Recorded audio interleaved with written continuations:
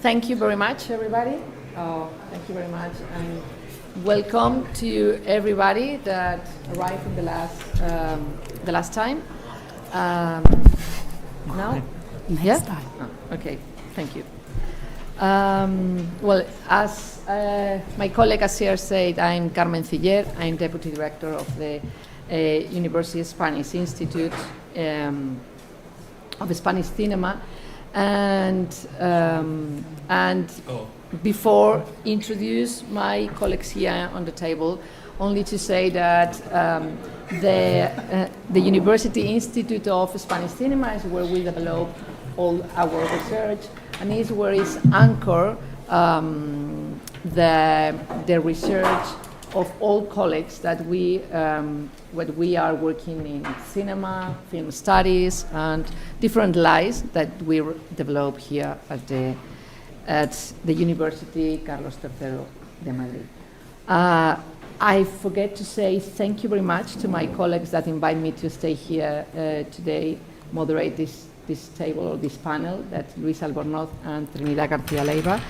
And I want to say congratulations for the organization of this big event, that when we started we were less, 2 hours, 3 hours ago, but now I can see that it's full of research, our researchers from all over the world. So I hope you have a wonderful time here these days.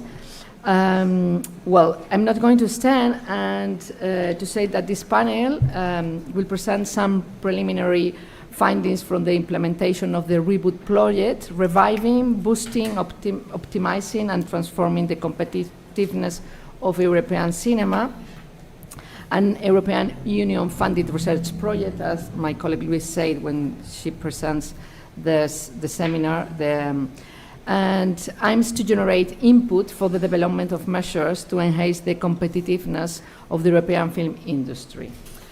The REBOOT project is a collaboration between 12 universities, 9 from the European Union and 3 external partners, funded by Horizon Europe, a 3-year project that brings together researchers, academics, and industry experts with the aim of strengthening the European film industry, identifying and overcoming its weakness on planning for future competitiveness in the realms of policy, practice, and experience. Sorry, it's difficult because for read I need the glasses, and for look at you I don't need. So it's a big mess. So today we have here, as in my left, as the relator discussion is Roderik Smits from I say it from Erasmus University in Rotterdam, yes. And well, I meet Roderik. We never meet, but she started to our university like 3-4 years ago. She stayed with us a couple of years, developing research directed by Luis Albornoz, and his research is focused in field distribution and platforms. And as I say, she will be the relator of the panel. The first speaker that we have here today is Fernando Ramos. He's a Turner Associate Professor for European Cinema at Complutense University in Madrid. He earned his PhD at the University of Leipzig University in Germany in 2010. And since then, his research has followed a comparative approach that focuses on the history of European film cultures, national cinemas, and cinema heritage. So it's your time. So. Yeah. Well, thank you very much, Carmen, for the introduction. Thank you very much to all. Sorry. That's right. Yeah. So I just wanted to say thank you for the organization of this very beautiful, very interesting international seminar. My name is Fernando Ramos. I come from Complutense University, and I would like to explain to you some of the preliminary results of this project we've been talking about. We'll present some of those, and Antonios and Isabela are going to follow. putting the focus on some of the results that we've been, or some of the material that we've been gathering over the last 2 years, more or less. So I will talk specifically about a small part of the whole project. The project is huge. You have just explained a little bit. And I would like to focus my attention on the results, or the preliminary results that we've been gathering, or we've been generating on the work package 2, the package that I'm coordinating, in which some universities, University of Ghent, University of Warsaw, Universidad Complutense, but also our colleagues from LMEP in Greek and ULiège and in Finland, we have also are collaborating. But I'm going to present these results based on a round of 94 in-depth interviews that we've been doing over the last year and a half in Poland, Belgium, and Spain, with stakeholders of the European film industry, covering examples also from this and other countries such as France, Netherlands, Denmark, and Italy. With stakeholders, we mean producers, distributors, exhibitors, policymakers, academics, journalists. So we try to have a whole view of the transformation of the European film industry over the last 30 years. That's what we are covering in this second work package, which is the historical part of the project. We are dealing with the transformation of the industry over the last 3 decades. We asked these interviewees to reflect on transformation in this period of time, and focusing especially on the European film industry. We all know that limits are somehow blurred. When we talk about industry, when we're talking about film, we're also talking about cinema. We're talking about sometimes about also VOD services, and that's the part of the material that we generated that I would like to present here, and to put it in contact or to relate it to the questions that are being posed in this seminar. These are some of the voices that we have gathered, or some of the opinions from these institutions. Of course, all of them have been pseudonymized, so I'm going to refer to some of those. And what I would like to do now, because I don't have a lot of time, and because it would be also interesting to generate some debate and pose some questions that would be also interesting for you, is to concentrate on 3 aspects that are really, I've been finding quite interesting. 3 questions that have been coming up in the course of the interviews in the last year and a half, which are those related to the questions of competitiveness, production, and, well, impact of VOD on production, not on distribution, not on exhibition, but on production, film production, and the question of transparency, which is something which is usually coming up in this area. And I will skip the usual suspects, not because they are not important, but because I think we've heard enough about them. Maybe we'll talk a little bit about them. With them, I mean industrial fragmentation, overproduction, difficult promotion and distribution of European content, distribution windows, etc., etc. I mean, those subjects are, of course, central part of the interviews, but I wanted to focus on these 3 ideas: competitiveness, production, and transparency. So regarding competitiveness, we kind of started the project, we started with the interviews with an idea of competitiveness kind of associated with the idea of strong players in the global market, with the ideas of conglomerates, vertical integration. Those are like buzzwords that are usually coming up in the literature, are coming up usually also in legal papers produced by the European Union. And of course we have some material or some quotes from the interviewees stressing how important it is to have strong representatives in all sectors, strong producers, exhibitors, distributors, etc., etc., etc. Also, one representative of Creative Europe desk, desk of Creative Europe in one of the countries analyzed, stressed this idea that they are really interested in targeting companies that already have certain history, have a certain growth, that already have experience. In this regard, and coming back to the idea of the question of VOD services, we also, I mean, it was interesting to notice that none of the people, nobody of all the 94 interviews mentioned the idea that we were missing an European Netflix. So nobody's missing an European big distributor, which is something I think quite contemporary, but maybe something that we could also discuss. I think if we have posed this question 10 years ago, the answers may have been a little bit different. In this case, I mean, I quoted this person from Europa Distribution. Also, well, he posed the question rhetorically, do we want European Netflix? Of course not. The illusion that making content accessible guarantees viewership is false, which may be a very pragmatic way of approaching the question, maybe also a very shows a certain acceptance of the realities of the market. But I could also say that there's a certain defense of market structures and of the value chains of European film industry, which I found also interesting in order to understand another way of approaching the question of competitiveness. Another way of approaching these questions, which is more related to a certain idea of sustainability of a system, reaching alternatives where micro, small, and medium-sized enterprises punctually allied to push certain projects, etc., etc.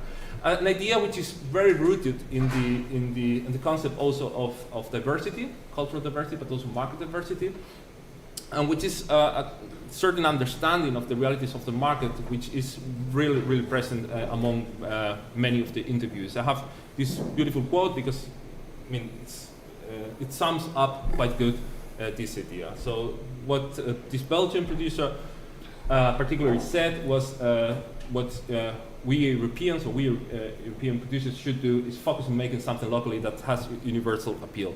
So we have these two poles regarding the idea of competitiveness. Competitiveness is more related to sustainability, and competitiveness is more related to this idea of strong players. And sometimes these two ideas are confronted in certain debates. I found the debates of the last years, well, the last year on geo-blocking is a very interesting example of this approach. A very telling example, a reflection of these two ways of understanding competitiveness. Because I mean, you could say, I mean, if we overstate the argument, that we have on the one side the industrial interests that are playing against, on the other side, the logic of the market. If we understand the market, of course, as a foster of big, strong players. So that would be the first concept that we could discuss. The second idea is the impact on production, and there is a certain, what I would like to stress is this ambivalence about the impact of streaming services on the film production. Because usually the first idea that you get, especially in Spain, is that thanks to the platforms in the last 6-7 years, there are film professionals in each area that are making money, that platforms have really brought money for the production in the Spanish film industry. At the same time, we could also think, or we could also say or see, that the emergence of streaming services has shifted the dynamics of production companies. And many of them, and I have this quote from a representative of Cine Ratio, but it's all over the place, this kind of thinking, see themselves or see the danger in becoming something like service providers. This idea of providing service and not losing their own voices or losing their own stories is also something that comes coming up. So they see their work reduced to the demands of streaming platforms rather than focusing on the creative independence. And it's something that seems to be of relevance for the producers. And these have, of course, also new contractual realities. The idea of intellectual property, IP, is central in this regard. Many of the producers that we've been talking to have the impression that they are somehow losing part of the control. Well, losing a lot of the control on their own products. I have also this longer quote here. You can read it yourself because it's a little bit too long to read myself. But it's one of the interviewees proposed invited us to think about maybe some legal intervention in order to save some of the rights that have gone through the loss of intellectual property. And the third question, I'm just about to finish. 2 minutes. No worries.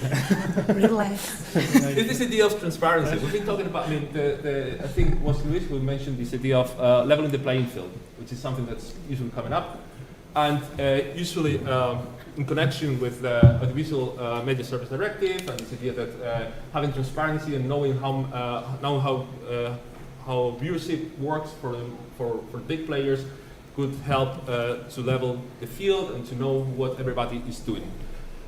Yes, it is something that's there. At the same time, and that's my interpretation, that's something that I would like to discuss with you, I was wondering if this transparency couldn't become also a tool for industrial readjustment, meaning, or thinking about what's happening right now in the US, or what's been happening in the last year and a half, where, for instance, Netflix has become more open towards its own data. It's publishing data, it's publishing these engagement reports, and the question would be why, and if this could have some impact on the European film market in the next years.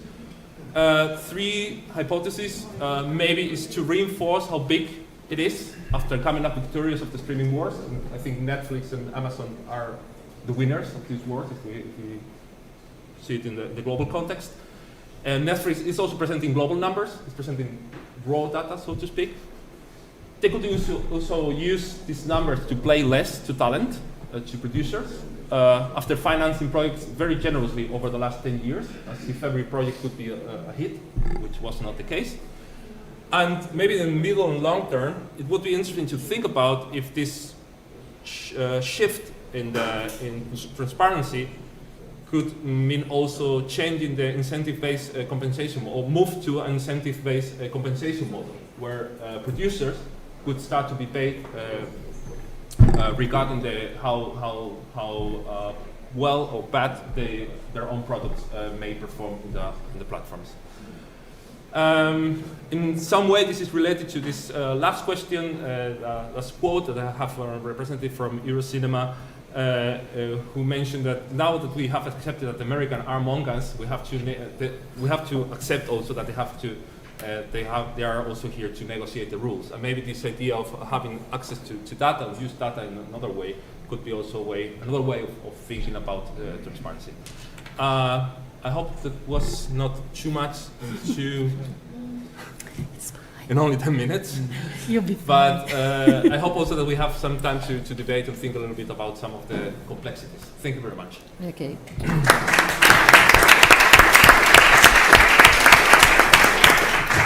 Well, thank you, Fernando. And now I introduce you, and I have the pleasure to introduce you because we meet for the last times, many times, and we never meet in person. So I have the pleasure to introduce Antonios Vlassis. He's research professor in the Center for International Relations Studies, Department of Political Science at the University of Lieja. From 2023 to 2026, he is the ULiège leader, principal investigator of 2 important Horizon Europe projects, focusing on international competitiveness of European film industry, REBOOT, and on fairness in the European music industry in the light of global music streamers. His research is teaching fields deal with international cooperation, international policy, political economy, global culture politics, as well as European cultural and media policies. Thank you. I want to read your presentation, but Okay. let's go. Thank you, Carmen. You're welcome. Gracias por esta invitación y por organizar esta panel. Reboot, Luis and Trini, es un honor estar aquí. And I'm going to switch to English for the good of the seminar and of the Spanish language. Okay, so my presentation is a part of REBOOT research activities, as in the case of Fernando. So the goal of my presentation is to explore the ways in which European film professionals understand and perceive the activities of US-based VOD platforms in Europe. And so how the economic, industrial, and policy impact of these platforms is perceived by EU-based professionals, and to highlight these perceptions according also to the main arguments developed by the academic literature. So what I'm going to present here is a part of a broader study on European film professionals and international film competitiveness of European film industry. So the data comes from 37 semi-structured interviews. So here actually you can see the list of associations, networks, but also film companies that we met in person or online over the last 8 months. So the due date of this report that we will submit is at the end of July 2027. So here actually I'm going to present preliminary results. So the key argument of the presentation comes from previous analysis, and it is based on a political sociology approach, which suggests that in order to fully highlight key policy developments, it is necessary actually to explore the perceptions and understandings of key stakeholders involved in these processes and focus on the agents making governance arrangements. So in our case, explore through qualitative methods the key ideas coming from professionals about activities and about impact of VOD platforms in Europe. So when we have a look actually at the academic literature, we could say that there are 5 key frames regarding the key concerns of professionals towards the impact of VOD global platforms. First, of course, it was the first actually idea. VOD platforms are business and policy disruptors. Meaning that it is actually the first idea which came actually about the arrival of VOD platforms. The second concern, it is actually about algorithmic curation, meaning that actually it's an issue, it's a concern about discoverability of audiovisual content, of prominence of audiovisual content, with a special focus here on cultural issues, on cultural concerns and identity concerns. Another issue, it is actually the limited access to data, with a special focus on public considerations. An additional concern coming from the literature, it is about monetization strategies. So it is a concern about marketing strategies, investments, and monetization strategies. And finally, as also Fernando mentioned, it is about contractual relations, with a special focus on intellectual property rights. So the question is here, to what extent these concerns identified in the literature are also confirmed by the data from interviews from European film professionals. So about the first one, which sees VOD platforms as business and policy disruptors. So for several interviewees here, VOD platforms disrupted what? They disrupted actually an equilibrium, okay? Or at least the perception of a past stable equilibrium in the European film industry, which was based on specific assigned role for each stakeholder, public broadcaster, producer, distributor, exhibitor, etc. So the key impact of VOD platforms was exactly that, meaning the destabilization of this perceived equilibrium. But today, several stakeholders consider large VOD platforms less as disruptors and more as players, meaning as natural players in the European film industry. And here, something that is very interesting is that many interviewees explicitly mentioned the main effect of the EU regulation, and especially of the Audiovisual Media Services Directive, for the progressive integration of large VOD platforms in the film ecosystem. About the second and third, meaning that the contractual relations and monetization strategies, of course, according to data, they are key concerns. So the interview is focused especially on the relations of dependence, meaning that dependence from US-based platforms related to economic aspects, but also related in terms of creativity. So the interviews mentioned, of course, the strong power of global streamers to impose their terms regarding intellectual property rights and monetization strategies, something that Fernando also said. But that also it is very interesting that about monetization and about IP, the key concern is something broader, and it's actually the issue of negotiating power in the light of global VOD platforms. So the main concern here is actually getting more negotiating power facing large streamers. And finally, about the fourth and the fifth, meaning algorithmic curation and limited access to data.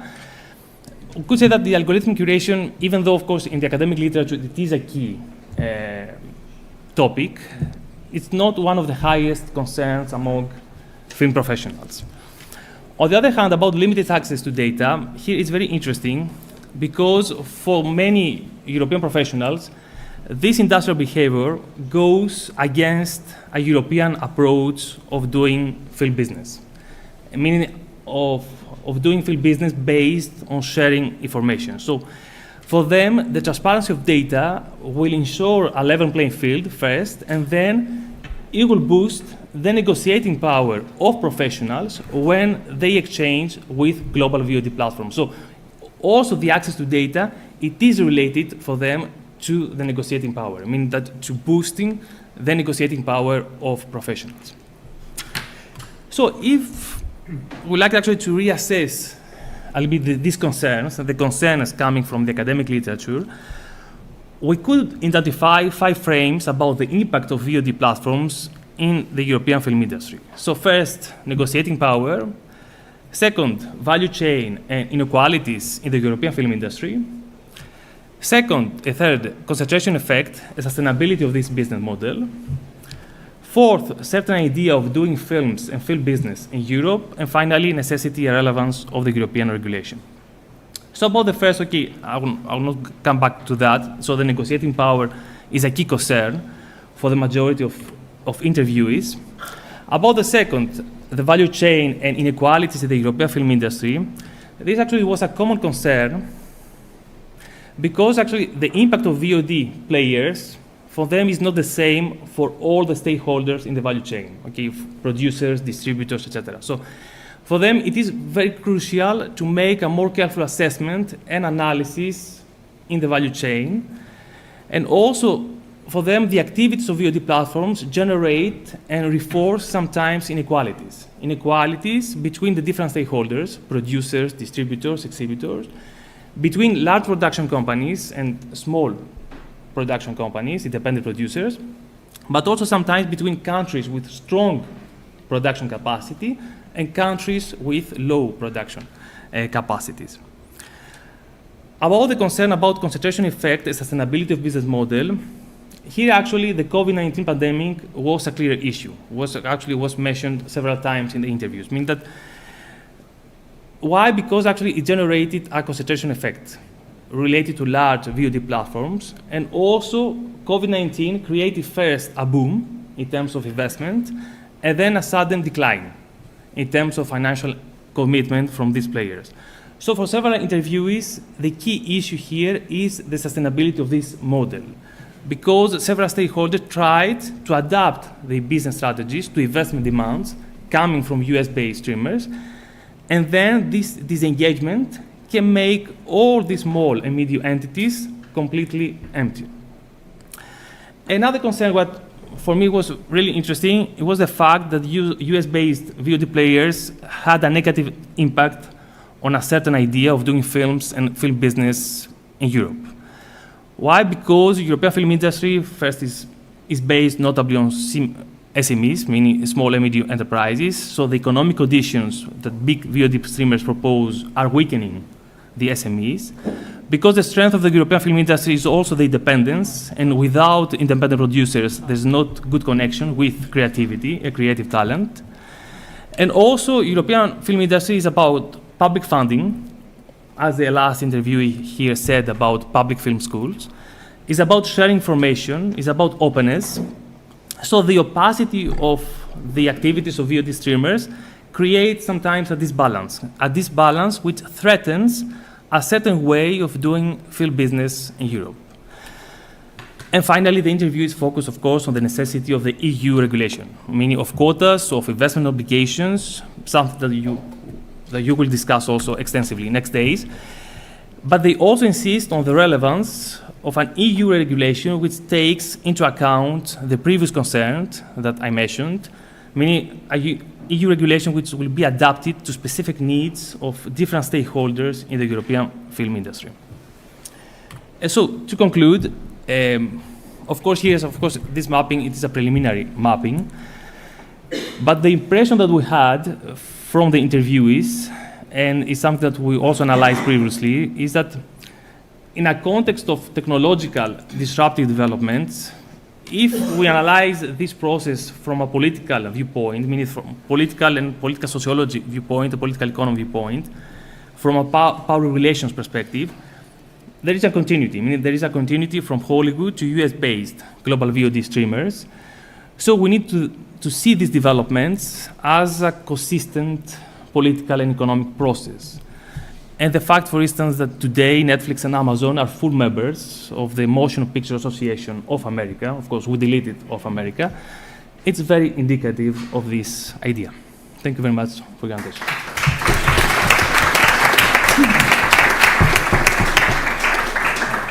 Probably we need to change.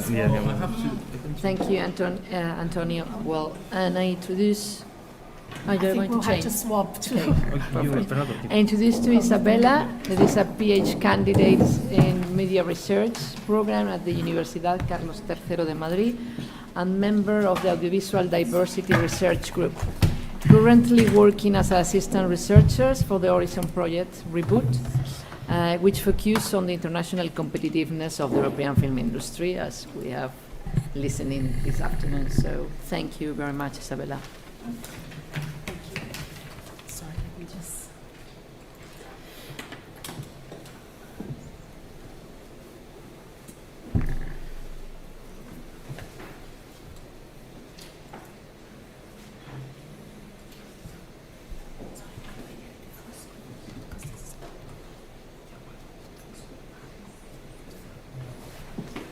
Arriba, aquí.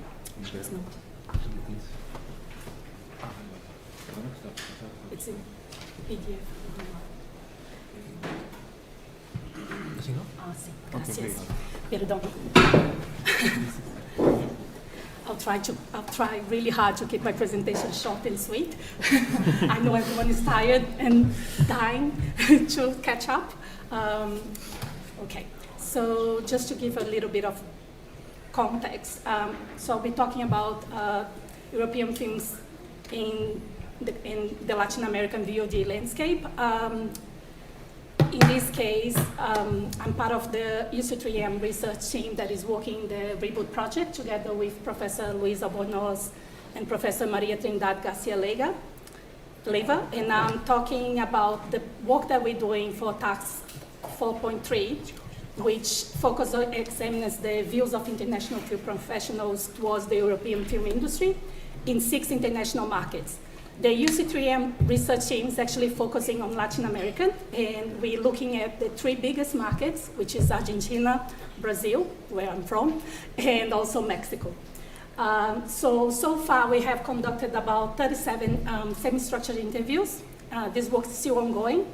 I'm actually going to Mexico tomorrow to finalize that. We film professionals, so producers, distributors, exhibitors, and also policymakers, to try to get a whole picture, or as whole as possible. And I'm presenting the preliminary results, examining the influence of VOD services on the circulation of European films in Latin America, as reported by the film professionals. So how do they see it, perceive their opinions? To give a little bit of context, so when we talk about the VOD market in Latin America, it has huge potential. So if we think about Latin America today, according to Statista, we have 70 million subscribers of VOD services, but a population of 600 million in the whole of Latin America. So the potential is there, and it's obvious. Speaking specifically about the countries, Argentina, as you can see on the screen, Netflix is the leading VOD market with 35.8%, and I also got the number of subscribers as for Flix Patrol with about 5 million, followed by Disney Plus, then Max Plus, and interesting enough in Argentina they have Star Plus, which I didn't include in the table. I only included at the top because it disappeared. Star Plus is now part of Disney. So I'm guessing next year when they look at the numbers, Disney will be a lot closer to Netflix with about, well, if the stats stay the same, about 28%, which isn't the case in the other 2 markets that we're looking at. Probably important to highlight that Argentina does have their own VOD service, which is called Cine Play, and it's mostly to, I guess, promote national films, and that's the intention. Brazil. So Brazil is an interesting case, and let's be careful with the data here. Despite the lack of reliable sources, let's put it this way, it appears that Global Play, which is a local VOD service, surpassed Netflix in number of subscribers, right? It says that, according to Flix Patrol, it has 30 million users. And I'm saying that we should look at that with caution, because when they say users, they're not talking about paid subscribers. Global, which is the owner of Global Play, does not release that number. So we don't know exactly how many of these users are paying subscribers and how many are just free users which use the platform and subscribe to see the free content.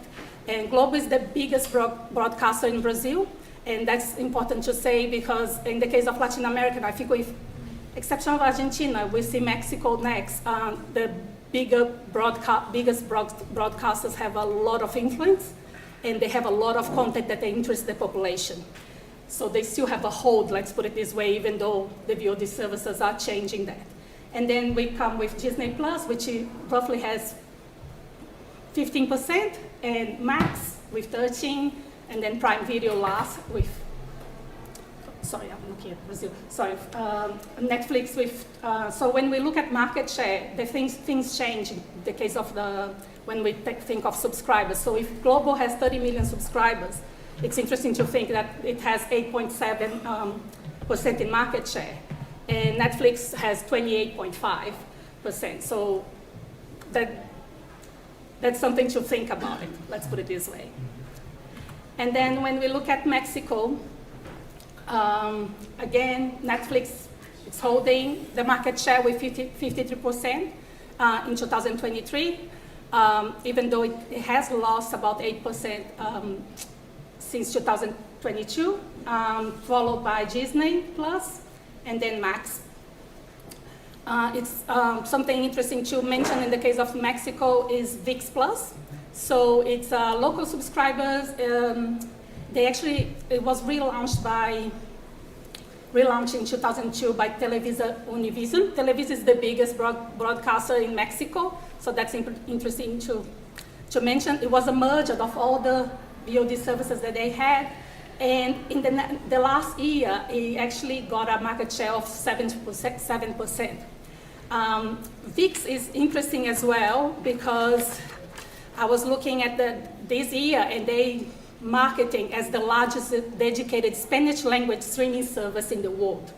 And they're saying that they have 50 million monthly active users now in 2024, but that's counting obviously the free service because they have ViX and ViX Plus, and counting the US, Mexico, and the 19 Latin American countries that ViX is part of now.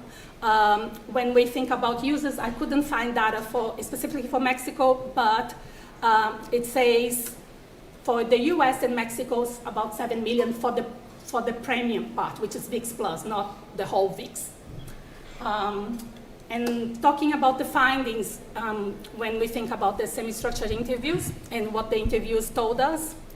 So, not surprisingly, global streamers have reshaped their viewing habits across the region, and the COVID-19 pandemic really accelerated this trend. Just to give an example, in Mexico, year by year during the COVID-19, the VOD services were growing about 18% per year. Now it's more like 3.4%. So yes, the COVID pandemic really accelerated the trend. There is limited European film representation on VOD platforms, and again, it's not surprising. When there are films or even audiovisual works in those platforms, they're mostly from France, Spain, and occasionally Germany.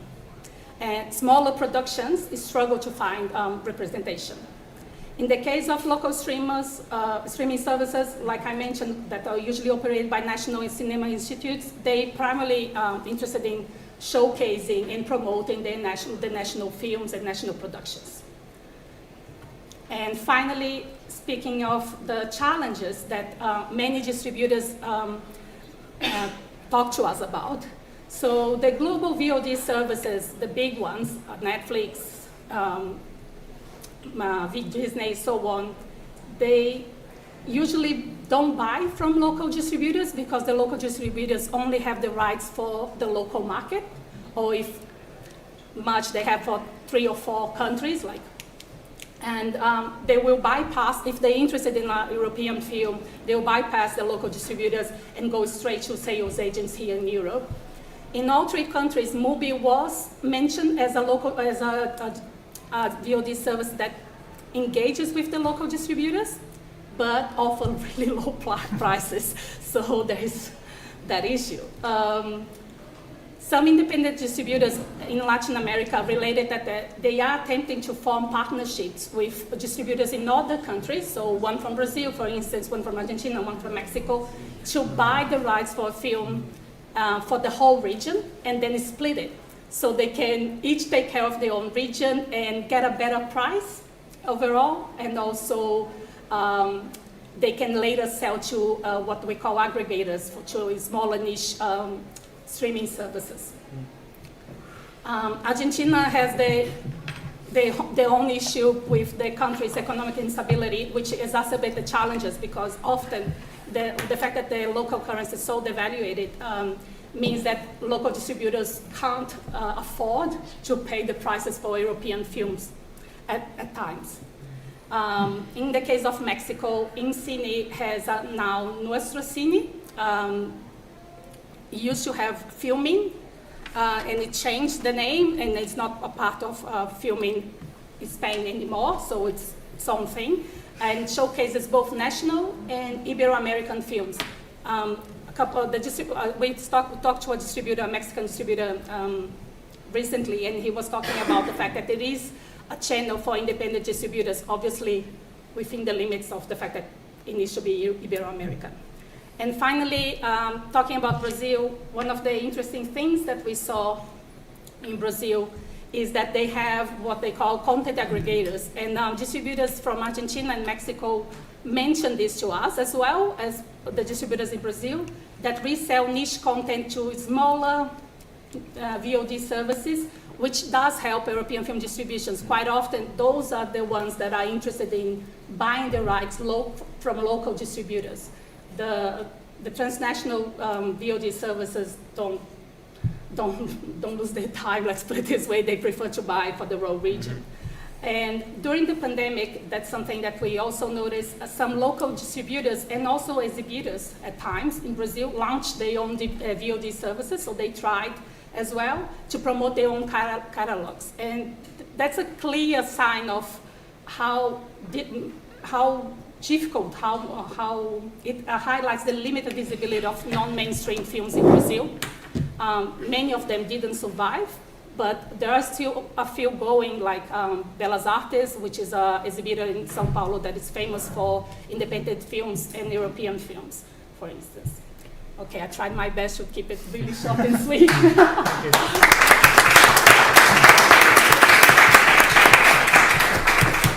Well, thank you, Isabela. And we have now our discussant or relators, as Roderik. Later I will tell something about only this. Today this is very interesting for Ruby. Very good. Okay, many thanks, Carmen, and also many thanks for the presentation. And it's very interesting to hear about the findings of the REBOOT project, which clearly adds a lot of information, insights to current discussions about European cinemas and streaming services. I remember the Horizon call myself for applications on projects about the competitiveness of the European film industry, and when that came out, and I was actually part of 2 projects myself, and we didn't get the funding, so I'm looking with a little bit of jealousy to your project. No, I'm kidding. I follow your project with a lot of interest, and I think that you are doing some very original and innovative research, and that's something I really appreciate. About 10 years ago, I was part of another project that's called Mercedes, mediating cultural encounters to a European screen. That's a complicated title, but it was a collaborative project as well, with different teams in different countries, and we had different specialisms as well in those countries. So I was part of a team focusing on the film industry, there was a team focusing on television series, and there was a team focusing on policies and regulations. And I mention this because the focus on the film industry 10 years ago was very new. There wasn't much research about that. And I was really looking at circulation at the time. Some other people were looking at production and other people at audiences. So I think this kind of focus of the project has been going on for a while, but it goes further and further and further, and get more and more insights. So that's important to mention. And our focus back then was really on the cinemas, how which films are played in the cinemas, and I take from your presentations right now that the focus has very much shifted to streaming, and that again is something I'm very happy about. Streaming, when we did our research project, it was in 2015, 2016, 2017, was very much in development, but it was not part of our project. So I think you expand on many projects in many ways as well. And what we discovered back then was the kind of typical patterns. Hollywood films are released widely on a large number of cinemas and heavily dominate the box office. It's very challenging for European films to compete with Hollywood films. Only a few European films, typically those supported by large production companies or the kind of mini major studios. They circulate widely across European countries, and within national markets, the kind of mainstream local comedies often have the potential to perform well, but it is then challenging for those films to perform beyond the home markets, right? And what I think is really interesting about the REBOOT project, what I said, it's a shift from cinemas to streaming, and that's my personal research focus as well. Fernando, you mentioned about some of the theories in the beginning of the development of the streaming market, providing more opportunities for independent films, potentially creating a more diverse film culture, the notion of an equal playing field rather than a winner-takes-all economy, and the notion of circulating films is more easily to other countries. Well, to be fair, I guess that didn't really happen so far, or at least perhaps less than expected. So we see that in the streaming market, visibility remains a huge problem for European films, and the competition is really fierce. And we see that visibility on most powerful subscription streamers is very limited for European films. So it seems to me that it's actually very complex to think about solutions for the European film industry. And also that notion of competition you mentioned. What does that mean precisely? How can you measure if the European film industry has become more competitive? What are the kind of parameters there? Is that based on the economic performance of European films, or do you really take other factors into account? Would it make sense to measure the visibility of films, for instance? Or do you need to look at it from the level of production? There's a larger number of European productions means that the European film industry becomes more competitive. So I think that's one question that I have for you. How can you, or how do you measure competitiveness? And then the other question I have has more to do with findings from the interviews. It's just really impressive to hear that so many interviews has been undertaken with industry professionals. It's not always easy to get access to these industry professionals, but if you have the access, then conversations with industry professionals could really be very informative and lead to insights about developments or issues that you wouldn't necessarily expect. And I wonder if you came across such insights. I conducted some interviews myself with some of the most powerful cinema exhibitors in Europe. And one of them said that they are now using algorithm technology for the programming of the cinemas, for example. And that was clearly an innovation that I want to know more about. So I just want to know, did you come across innovations in general, technological or other innovations? Or perhaps going back to my earlier point about providing solutions for the European film industry to become more competitive. Do you already have some thoughts about potential solutions for the European industry? And I kind of realized that is very hard that it's very hard to become more competitive, and I think in general we need to lower our expectations. Hollywood studios and the kind of US-based streamers still dominate the market, but at the same time every potential solution or improvement, even though they might be small, could help. So yeah, thank you. That's what I want to ask the presenters. Yeah. Sure. Okay. Well, thank you very much for your very intense listening, I guess. I tried. Well, I don't have a solution for the European film industry for the next 10 years. If I had it, I wouldn't be here. I would be selling it for a lot of money.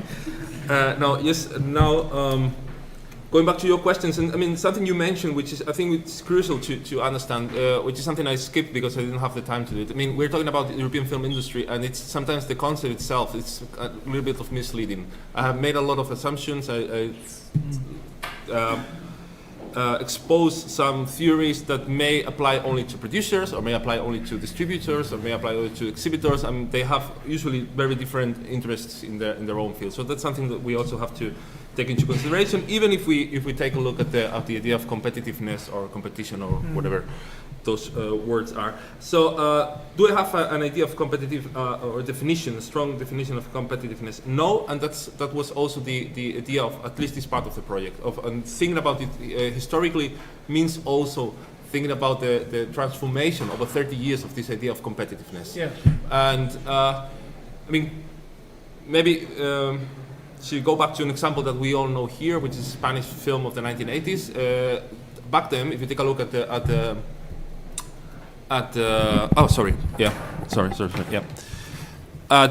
film policies that were initiated from 1984 onwards, the idea of competitiveness, when it came up, it was strong related to the idea of making good films. Quality films should be good enough and should be, I mean, people would recognize the quality and would be good enough to circulate among other or in other European countries and assure that the Spanish film is competitive. That starts changing in the 1990s. I'm using the Spanish example because I guess everybody knows what I'm more or less talking about. But at the same time, it's an evolution that we all see in other European countries during the 1990s and early 2000, I guess. So the idea was, or the goal of the project was in this regard, just to open up these different approaches to the idea of competitiveness, and also relating it to the question of, or to the concept of diversity, which is something that comes up very often in the policies. Diversity should also mean a diversity in market terms. So diversity means you can be, you could also be, or at least that's why what our interviews stress once and again. There are many different ways of being competitive, and we don't have to follow the same rules that are dictated. Those are, of course, my words, by the Americans, which is a word that usually is coming. That is, I'm quoting the Americans. Yeah. I don't know if I have forgotten something. I don't have a solution. It's I've already said. Yeah, and maybe Antonios, you wanted to add something to it. Yes. So, no, I have no solutions. Okay. Let's start by that, okay? But, okay, honestly, that also I said, okay, in my presentation about the political sociology approach. So, for me, actually, here, what is actually very interesting and what is very important, okay, we consider actually transnational VOD services as disruptive new actors. I mean, they create an institutional shock, an industrial shock, an economic shock, etc. But what is actually interesting, actually this disruption does not lead to the same political issue cross-national, okay, or to the same kind of policy responses in Argentina, in Brazil, in Belgium, in Canada, or in France. So a key issue here that emerges from this backdrop is that exactly that, I mean, give a convincing answer about why public authorities are feeling the urge to intervene, are feeling the urge to develop new measures towards global VOD streamers in a specific sequence, in a specific temporality. So for me, this actually, the goal of this research is actually to understand the perceptions of the actors involved, of the stakeholders, because in the academic literature, this actually the assumption is actually sometimes we are too distant from the agents involved in these governance arrangements. So if we have a look actually at the different regulations, we have actually different countries have responded in different ways from embracing actually VOD platforms or from accommodating policy adjustments also to strict regulation.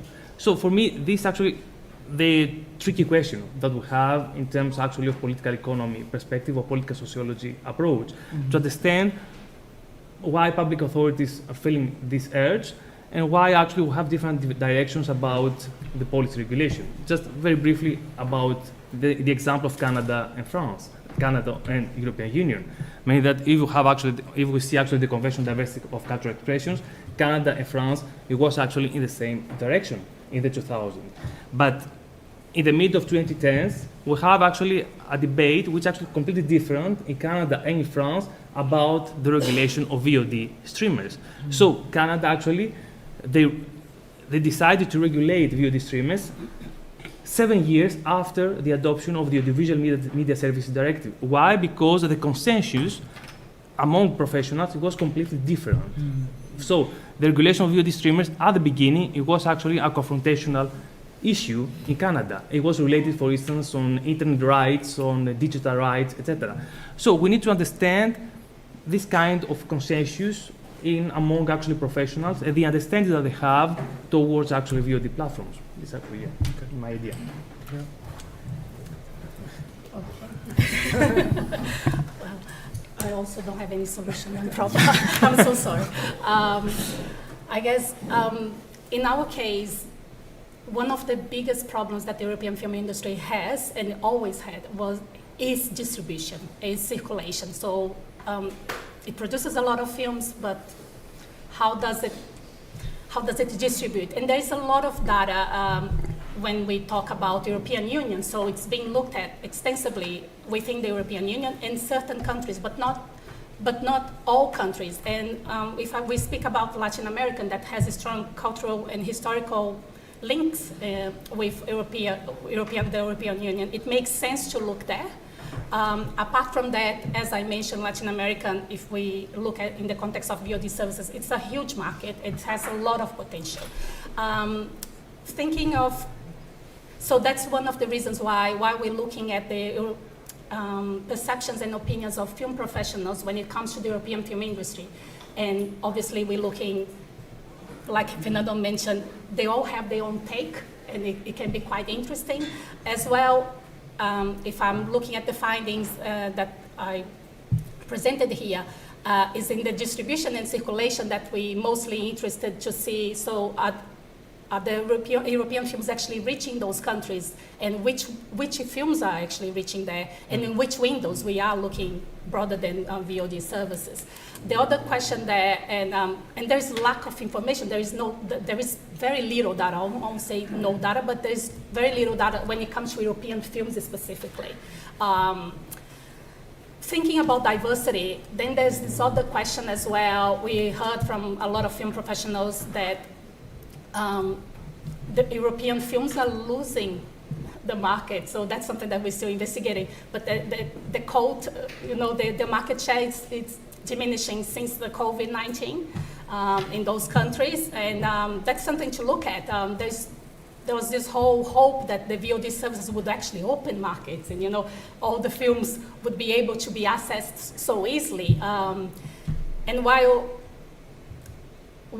some of the interviews say it's true to a certain extent, because now you do have huge successes like La Casa de Papel here from Spain that actually reaches those markets.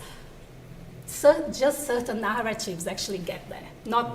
It's not as diverse as it might look at first. So certain narratives that interest the global streamers get to those regions. The others really don't make an impact. So that's all I have to say. Thank you. Maybe open. Well, I don't know if anyone. No? I think we overdone. No, you first. I think we are over time. We're over time. The boss is saying no. Saying no. Only if there is one commentary or question, very Of short. course, of course. Because we have the cocktail and the We can compete with the wine. That's competitiveness, yeah.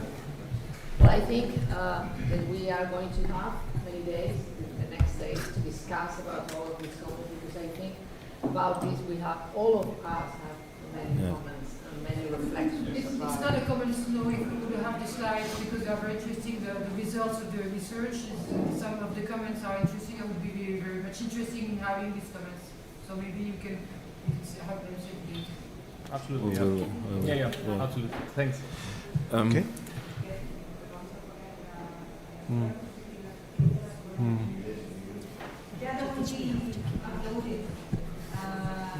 The slides can be uploaded if everyone agrees from next week on. Yeah. Bueno, damos por concluida la sesión. Recordad que ahora tenemos, como ha dicho Luis, un cóctel de bienvenida aquí abajo, ¿no? Al menos uno. Todos invitados. Todos invitados. Thank you.